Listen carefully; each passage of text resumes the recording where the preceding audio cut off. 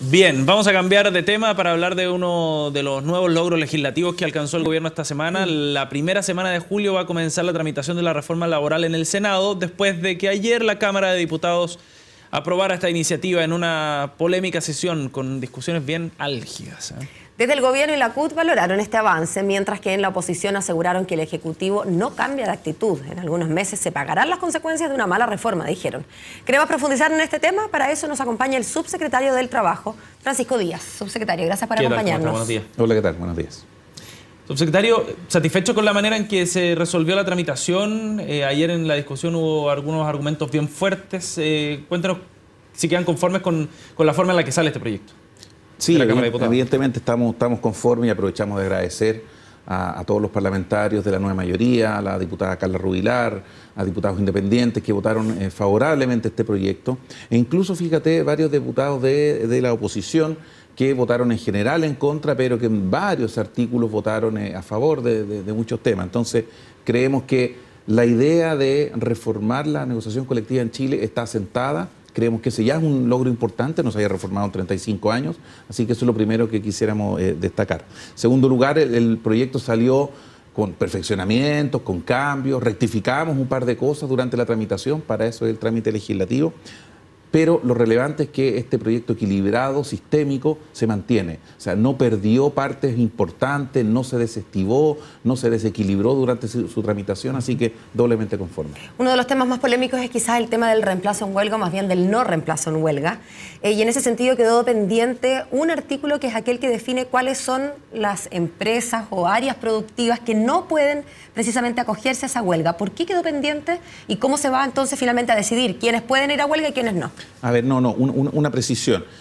Se puso fin al reemplazo en huelga, que es una anomalía que tenía la legislación chilena, y se puso fin y ya, sin ningún tipo de consideración. Lo que ocurre es que en la Constitución actual se señala que hay algún tipo de empresas muy excepcionales y específicas, las denominadas empresas estratégicas, que cumplen servicios de utilidad pública, de salud, de seguridad nacional, etcétera, que son empresas muy pequeñas, o sea, un grupo muy reducidísimo de empresas. Bueno, esas empresas, una vez al año hay un decreto ministerial que tiene que decir qué empresas pueden negociar colectivamente, pero tienen que ir a arbitraje obligatorio. Eso tenemos que cumplir la Constitución, entonces el proyecto de ley tenía que señalar cómo se hacía esa determinación. Entonces ocurrió, la verdad, el sinsentido de estos sistemas de quórum que tiene la actual Constitución.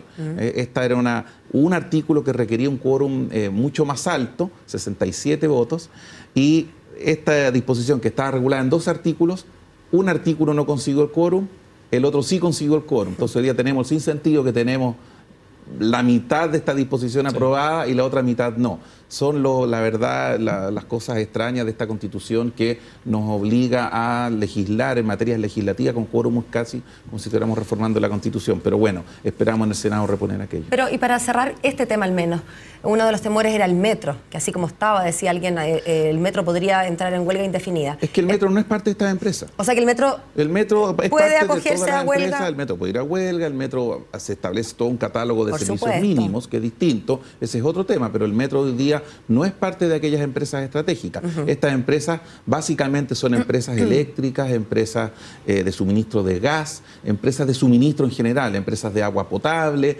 esas son las que no pueden ir. Algunos puertos específicos, no todos, sino que algunos puertos específicos, entonces la verdad son un grupo acotado de empresas.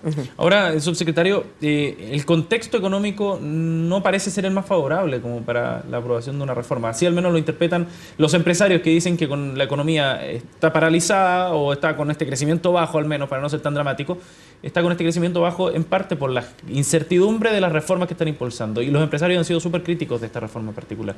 ¿No es esa una mala señal de lo que puede venir más adelante, de los efectos que podría tener esta reforma? Es que cuando la economía está bien, dicen que no hay que cambiar nada porque la economía está creciendo. Cuando la economía no está tan bien, dicen que no hay que cambiar nada porque tiene que irle bien. Entonces, al final, como que nunca sería el momento de hacer reforma. Aquí lo que estamos haciendo es muy sencillo. Esto no es una reforma muy exótica. Ayer se señaló en el Congreso. Esto es una reforma que se cumple los estándares básicos de cualquier país de la OECD.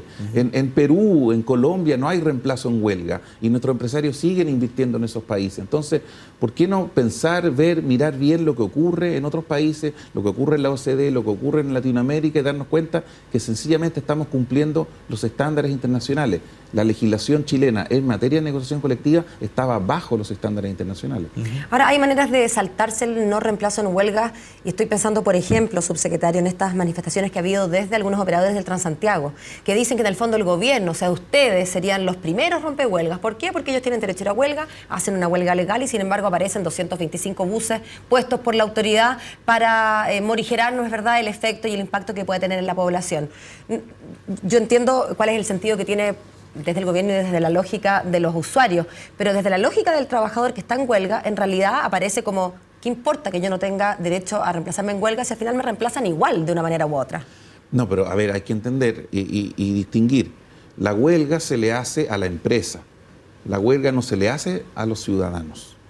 O sea, yo hago la huelga porque en tal empresa y no trabajará pero y no... el efecto para los ciudadanos... Yo entiendo, subsecretario, pero el efecto lo ciudad. entiendo perfecto. Yo me manifiesto en huelga respecto de mi empleador, pero la gracia, entre comillas, que tiene que yo, como operador de microbuses, haga una huelga es no solamente la presión que ejerzo sobre el jefe, sino efectivamente la presión que ejerzo como en la sociedad, ¿no? En el servicio, y eso tensiona y probablemente hace que el gobierno le diga a mi jefe, oiga ya, pues...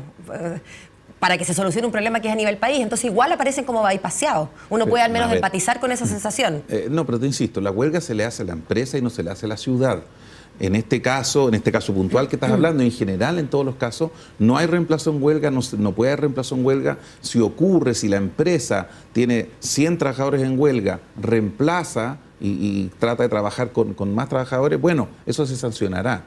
Pero cosa distinta es que por planes de contingencia del sistema de transporte con otras empresas distintas. La empresa al lado es la que puede cubrir algunos trayectos por razones de movilidad obvia de una ciudad, pero eso en ningún caso es reemplazo en huelga. Nosotros no estamos por el reemplazo en huelga, evidentemente le resta efectividad a una manifestación legítima de los trabajadores, pero no confundamos lo que es la empresa con lo que es la ciudad o el servicio que se debe cumplir. Subsecretario, se acaba el tiempo, pero brevemente, ¿qué se puede esperar de la tramitación en el Senado considerando lo que sucedió con la reforma tributaria, por ejemplo? Que el proyecto reclamado a los diputados entró al Senado de una forma y salió de otra completamente distinta.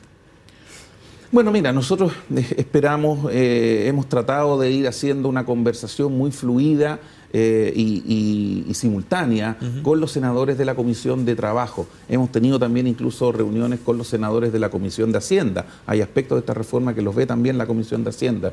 Así que los hemos mantenido permanentemente informados, nos han planteado su punto de vista desde el muy verdadero inicio de este proyecto de ley. Así que esperamos que no hayan cambios. Perfeccionamientos, evidentemente, siempre pueden ocurrir. Durante esta tramitación salían cosas, ideas que uno va acogiendo. Pero lo relevante es que este es un proyecto que tiene equilibrios internos. Es un sistema nuevo de negociación colectiva y como sistema no se puede desactivar ni desequilibrar hacia ningún lado. Entonces, perfeccionamientos bienvenidos, pero en ningún caso alterar lo que es estos equilibrios internos del proyecto. Bien, subsecretario Díaz, gracias por haber venido a CNN. Vale, gracias a ustedes. Muy buen día.